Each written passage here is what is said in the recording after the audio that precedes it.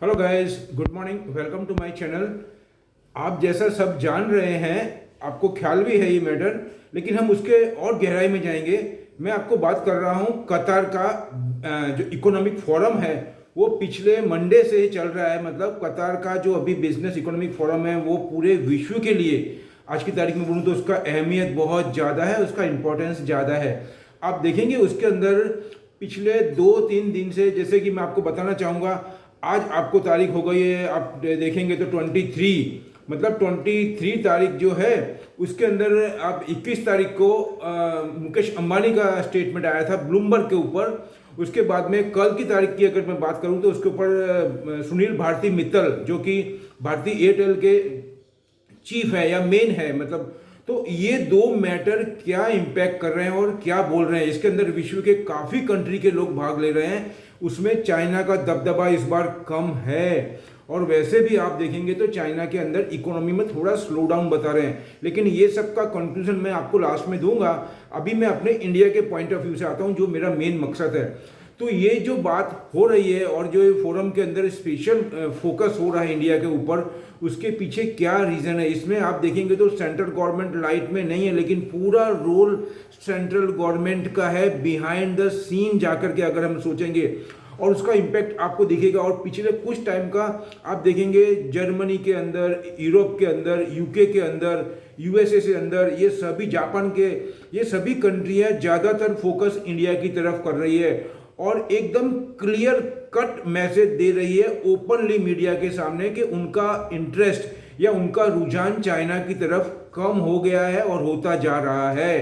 अब मैं आपके ऊपर पॉइंट वाइज डिस्कस करूंगा कि कतार की जो इकोनॉमिक फोरम है वो कौन से पॉइंट, 5 या 6 पॉइंट मैंने जो लिए हैं, टोटल 6 पॉइंट मैंने लिए हैं, वो आपको और अपनी इंडिया को, मतलब हम सबको किस हिसाब से असर करेंगे, इफेक्ट करेंगे, उसका क्या इम्पैक्ट आएगा, उसका क्या असर दिख रहा है हमको, उससे हमको क्या रुझान मिल रहा है या क्या सिग्नल मिल रहा है।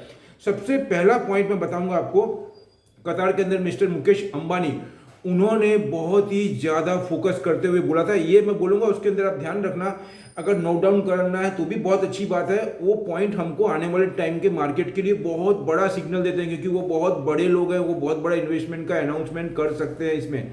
और यही रीज़न है कि वो अपने जो कैंडिडेट है उनको नहीं भेजा और वो खुद ऑनर वहाँ पे पार्टिसिपेट कर रहे हैं। और कतार is a very rich country और बहुत डेवलप है वहाँ पे, और वो फाइनेंशियली बहुत ही बिल्डअप है, तो उसका अहमियत बहुत ज़्यादा और वहाँ पे अपॉर्चुनिटी भी बहुत है। तो उसको देखते हुए आप मुकेश अंबानी ने बोला था सबसे पॉइंट नंबर 1 के वो जो रिटेल सेक्टर है उसके ऊपर बहुत ज़्यादा फोकस करेंगे, रिटेल के ऊपर, जियो रिटेल इंडिया के अंदर, और वहाँ पे भी कुछ अनाउंसमेंट हो सकता है। और दूसरा उन्होंने ये बोला था कि हमारे पास कोई ऑप्शन नहीं है, ध्यान देना मैं क्या बोल रहा हूँ, कि we have no option to, जिसको बोलना चाहिए सेटल एक कार्बन इमिशन और ग्रीन हाउस गैसेज को उन्होंने टारगेट दे दिया है 2035 का, 2035 तक पूरी रिलायंस को वो कार्बन इमिशन मतलब जीरो कार्बन में ले जाना चाहते हैं, मतलब वहां तक उनका जो कार्बन इमिशन है वो जीरो हो जाएगा। इससे हमको यहाँ पे क्या मिलता है वो मैं सब कंक्लूजन पे आता हूँ आपको। तो ये दो सेक्टर बहुत ज़्यादा उन्होंने बताया। दूसरा इन्होंने बोला है कोविड अब धीमे धीमे खत्म भी हो रहा है और एक अपॉर्चुनिटी है और बहुत बूस्टअप होगा बिजनेस, और वो बहुत एग्रेसिव है इन्वेस्टमेंट करने के लिए। पॉइंट नंबर 1 मुकेश अंबानी जी का हो गया। और वहाँ पे भी एब्रॉड में भी, मतलब कतार में भी उन्होंने अपने 100 साल पुराने रिलेशन को रिपीट किया है। उनके फादर जो कि धीरूभाई अंबानी था, उन्होंने भी बहुत बड़ा डील कर रखा था और उनके रिलेशन अच्छे थे, ये बात दोहराई गई है। मतलब इसके पीछे कुछ न कुछ लॉजिक है, मतलब बहुत पॉजिटिवनेस है और बहुत बड़ा इन्वेस्टमेंट हो सकता है कतार में इंडिया के थ्रू। उसके बाद में कल की बात करूं मैं, सुनील भारती मित्तल जो कि आप देखेंगे टेलीकम्युनिकेशन के किंग भी माने जाते हैं, बहुत पुराने हैं, वही लेकर के आए थे इंडिया के अंदर एक पूरा रिवॉल्यूशन टेलीकम्युनिकेशन के अंदर। तो आप देखेंगे आज की तारीख में, भले जियो बहुत बड़ा है, लेकिन आज की तारीख में अगर ज़्यादातर यंगस्टर को आप रिपोर्ट मांगिएगा, और मैंने बहुत आर्टिकल भी पढ़े हैं, और विश्व में बहुत कंट्री में जियो से काफ़ी ज़्यादा कंट्री में उनका बिजनेस है। साउथ अफ्रीका देखो आप, बहुत सी कंट्री में, मतलब, और बहुत दबदबा है उनका यहाँ पर भी। और उनका मेन ये पर्पस है, उनका एक ही गोल होता है सुनील भारती मित्तल के इमेज, और उनके जो मेन है विट्ठल गोपाल करके जो एमडी है उनके और सीईओ, वो भी बहुत ही साउंड है। उन्होंने पिछले एचयूएल में भी काम किया हुआ है और बहुत यंग और बहुत ही सूझे हुए और मजे हुए उनके कैंडिडेट है वो। तो वो बहुत पॉजिटिव है आने वाले टाइम के अंदर। उन्होंने एजुकेशन के ऊपर बहुत फोकस किया ड्यू टू डिजिटल के लेकर के। उन्होंने 5G के लिए बहुत एग्रेसिव होकर के बोला है उन्होंने। और मेडिकल के अंदर आप देखेंगे तो मेडिकल के अंदर भी बहुत बड़ा रुझान है ये टेक्नोलॉजी का, मतलब टेलीकम्युनिकेशन का, 5G का। और उन्होंने 6G के ऊपर भी बोला है और वहाँ पर भी उनका बहुत बड़ा इन्वेस्टमेंट हो सकता है। और वो क्या क्या बोलना चाहते हैं उनसे हमको सिग्नल मिलता है, उनसे हमको क्लू मिलता है, मैं ये बताता हूँ। तो वो भारती मित्तल ने ये बोला है और वो एजुकेशन के अंदर बहुत ज़्यादा अपॉर्चुनिटी देख रहे हैं ड्यू टू टेलीकम्युनिकेशन 5G और 6G के थ्रू। और उसका रीज़न मैं आपको यहाँ पे याद दिलाऊंगा, जैसे कि बेजू ने आकाश को कैश में बाय किया था। मतलब आप सोचिए कि बैजू ने कितना बड़ा डील किया है आकाश के अंदर, उन्होंने पूरा का पूरा बाय किया है। ये भी एक बहुत पॉजिटिव साइन है, उससे हमको ये सिग्नल मिलते हैं। अब उसके बाद में मैं आऊँगा इंडियन पॉलिसीज जो अभी कल ही अनाउंस हुई है, कल परसों अनाउंस हुई है। उसके अंदर अगर ये फाइनल हो जाएगा, अभी बात फाइनल जैसी है, तो ऑटोमोबाइल्स के अंदर आग लग सकती है। मैं ये बता रहा हूँ आपको। सभी को ये कंप्लेन थी इंडिया में कि पेट्रोल डीजल के भाव 100 रुपये से ज़्यादा निकल गए हैं काफ़ी स्टेट में, और बहुत से स्टेट में नियर टू 100 रुपीज़ है। तो बहुत कंप्लेन थी लोगों को ये गवर्नमेंट से लेकर के। लेकिन उन्होंने पेट्रोल डीजल के भाव कम न करते हुए इनडायरेक्टली एक बहुत बड़ा गेम खेला है। मैं बताना चाहूँगा गेम इन द सेंस ये बहुत ही सोची समझी हुई रणनीति है, ऐसा मैं बोलूँगा आपको। उन्होंने पेट्रोल डीजल के भाव बढ़ा दिए। अब उसको कम करने के लिए लोगों का रुझान बढ़े इलेक्ट्रिक व्हीकल की तरफ। उन्होंने क्या करा है कि इलेक्ट्रिक व्हीकल के अंदर 2 व्हीलर, 3 व्हीलर और 4 व्हीलर के अंदर बहुत बड़ी सब्सिडी अनाउंस करी है। अब मैं आपको बताना चाहूंगा उसमें 2 व्हीलर इलेक्ट्रिक व्हीकल हो, इलेक्ट्रिक व्हीकल उसके अंदर 2 व्हीलर, 3 व्हीलर, 4 व्हीलर के अंदर 25,000, 50,000 और 1.25 लाख से 1.5 लाख रुपए तक का ये फिगर में और भी कुछ चेंज हो सकते हैं, ऐसा मैंने अंदर पढ़ा है।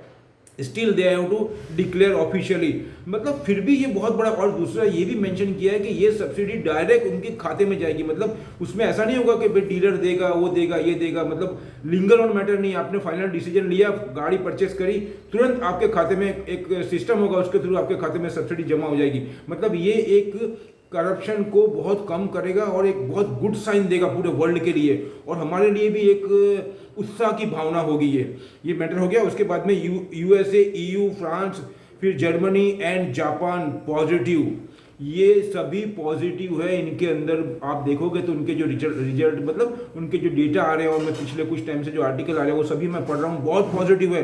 वो भी इंडियन इकोनॉमी को सपोर्ट करेगा और एशियन इकोनॉमी को। उसके बाद में चाइना के लिए अभी तक सब स्टेट आप देखेंगे चाइना में ज़्यादातर लोगों को अभी पिछले 15 दिन से यही रुझान है। अभी भी मैंने इंटरव्यू सुना है चाइना के अंदर ली पिंग का, तो उसमें सभी यही बोल रहे हैं अभी पूरे विश्व के अंदर इंटरव्यू के, भाई चाइना के अंदर स्लो डाउन है अभी आप देख रहे हैं कोविड के लेकर के। लेकिन मैं आपको ये बताना चाहता हूँ चाइना में भले थोड़ा टाइम स्लो डाउन है, उसमें रियलिटी सेक्टर के अंदर और मेटल के अंदर पर्टिकुलरली पूछा गया उनको अभी थोड़ा टाइम के लिए भले स्लो डाउन, लेकिन चाइना किसी हालत में स्लो डाउन में जाने नहीं देगा अपनी इकोनॉमी को। बहुत साउंड है उन लोग और बहुत ही प्रॉम्प्ट एक्शन लेकर के अपनी इकोनॉमी को संभाल लेंगे और वापस से वहाँ की कंट्री की जो इकोनॉमी है वो रिबाउंड मारेगी। ये पॉइंट हो गया आपको, मतलब उसको स्लो डाउन में कंसिडर मत करना। और अगर स्लो डाउन का बेनिफिट नीचे मिलता है तो थोड़ा सा हॉरिजॉन्टल लंबा करके आप अच्छी चीज़ में बाय कर सकते हैं। उसके बाद में कार्बन इमिशन और गैस, ऑटो, स्पेशल केमिकल और मशीनरी, ये सेक्टर के अंदर हमको बहुत ध्यान रखना है। रियलिटी सेक्टर भी आ गया। रियलिटी सेक्टर में यहाँ पे मैं ऐड करना चाहूँगा, कल एक बहुत बड़ी यूएसए में डील हुई है जिसको बोलते हैं ब्लैक स्टोन करके। वहाँ का बहुत बड़ा फंड है, बहुत बड़ा, मतलब बहुत बड़ा फंड है वो। उस फंड ने 6.25 मतलब $6.25 बिलियन की डील हुई है। ये बहुत बड़ी डील है सर। मैं आपको ये बताना चाहता हूँ माय डियर मेरे व्यूअर्स को मैं ये बताना चाहता हूँ, और जो नए भी खोल रहे हैं, कि हमको ये सब मैटर को इसलिए ध्यान देना है क्योंकि ये हमारे मार्केट में और हमको पूरे सेक्टर में बहुत बड़ा सिग्नल देते हैं। तो अभी $1.25 बिलियन की अगर डील हुई है तो उन्होंने कौन सी कंपनी उठाई है? जो रियल एस्टेट की कंपनी रेंट के ऊपर काम कर रही है, रेंट पे रियल एस्टेट बना करके, प्रॉपर्टी बना करके रेंट पे काम करती थी, उसको पूरी की पूरी उन्होंने बाय करी है। और हमारी गवर्नमेंट में आप देखेंगे तो पिछले 20 दिन 25 दिन में गवर्नमेंट ने टेनेंट कंपनी टाइप की जो रियल एस्टेट थी उसके अंदर बहुत सारे बेनिफिट दिए हैं। तो ये एक नया सेक्टर उभर के आ रहा है, लेकिन इनडायरेक्टली ये रियलिटी सेक्टर को बहुत पुशअप देगा। तो ये एक रियलिटी सेक्टर के अंदर बहुत ही सपोर्ट कर रहा है और हमको सिग्नल भी दे रहा है। तो इसके हिसाब से डीएलएफ और रियलिटी जो सेक्टर है, गोदरेज प्रॉपर्टी, ये सभी बहुत बुलिश हो जाते हैं। और उसकी वजह से कौन कौन से सेक्टर में डिमांड आएगी वो आप इजीली समझ सकते हैं। उसके बाद में आपको मैं बताऊंगा ब्लैक स्टोन का, मैंने अभी आपको बता ही दिया है, और रिलेटेड ये पॉजिटिव यूएसए रियलिटी सेक्टर का मैंने बताया। फिलहाल मैं अभी आपको इतना ही रखता हूँ और उसका एक सिग्नल थोड़ा बताना चाहूँगा आपको, कंक्लूजन भी रखूँगा कि आप देखेंगे तो यूएसए के अंदर कल मार्केट माइनस में से प्लस हुआ, प्लस में से वापस माइनस हुआ, लेकिन वापस पॉजिटिव जैसा इसलिए रिकवर होकर के लगभग 40-45 पॉइंट प्लस आया। और निकई में जापान में भी आप देखेंगे तो मार्केट लगभग 70-80 पॉइंट प्लस होकर के वापस नीचे गया और वापस अभी आप देखेंगे तो 45 से 50 पॉइंट प्लस में, और ये प्लस में ही रहेगा क्योंकि चाइना से पॉजिटिव न्यूज़ मिल रहे हैं धीमे धीमे।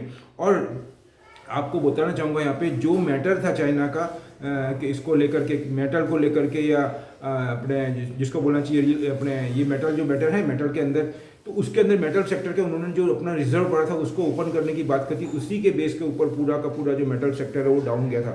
लेकिन अभी धीमे धीमे कॉपर के अंदर और इसके अंदर बहुत ज़्यादा बुलिशनेस बता रहे हैं, क्योंकि पूरी इकोनॉमी अगर बूस्टअप होगी तो डिमांड बहुत ज़्यादा आएगा इंडस्ट्री के अंदर। तो इसके हिसाब से मैं बताना चाहूँगा आपको कि वेदांता, अदानी पोर्ट हो गया आपका, उसके बाद में हिंदुस्तान कॉपर, हिंदुस्तान जिंक, ये सभी कंपनियां बहुत पॉजिटिव हो जाती है। और अशोक लेलैंड भी मैं बताऊंगा, और मेरा कंक्लूजन लास्ट में यही रहेगा कि ये सभी कंक्लूजन के बाद में ये कंक्लूजन निकलता है कि ओवरऑल पिक्चर थोड़ा सा हमको धुंधला या बादल छाया हुआ दिखता है, लेकिन आप देखेंगे क्लाउडी जैसा माहौल दिख रहा है, लेकिन इंटरनली अगर उसके अंदर जा करके देखेंगे तो अभी भी बहुत पॉजिटिवनेस है इंडियन पॉइंट ऑफ व्यू से बोलूँगा आपको, इंडियन मार्केट के अंदर।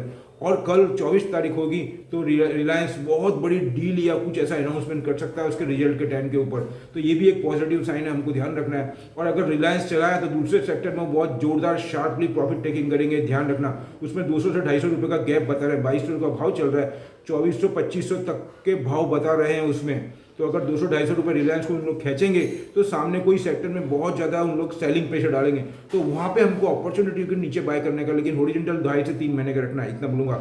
लास्ट में कंक्लूजन यही दूंगा कि ये मैंने आपको सेक्टर बताया, रियलिटी सेक्टर हो गया, पावर सेक्टर हो गया, स्पेशल इकोनॉमिक सेक्टर मतलब स्पेशली केमिकल सेक्टर हो गया, गैस के रिलेटेड कार्बन इमिशन और ग्रीन हाउस गैसेस के सेक्टर हो गए, और मुकेश अंबानी और बाकी वहाँ से कौन सी डील रहती है उसमें टेली कम्युनिकेशन भी आ गया, 5G 6G सभी के अंदर बहुत रैपिडली काम होने वाला है। और रेलवे, ये ध्यान रखना, इसके अंदर आप बाय कर सकते हैं बॉटम में, लेकिन थोड़ा सा अगर लंबा और आइडल मनी रोकेंगे तो 100% बेनिफिट के चांसेस, क्योंकि अभी इंडिया जहाँ पे खड़ा है वहाँ से डाउन टर्न के चांसेस बहुत कम है, लेकिन अब जाने के चांसेस बहुत ज़्यादा हैं। और उसमें पूरा का पूरा जो बिजनेसमैन बड़े बड़े हैं वो भी सपोर्ट कर रहे हैं, पुशअप कर रहे हैं, क्योंकि कोविड के बाद में 1.25 साल 1.5 साल होने आया, अभी पूरा फुल पावर लगने वाला और गवर्नमेंट भी इसमें लगी हुई है।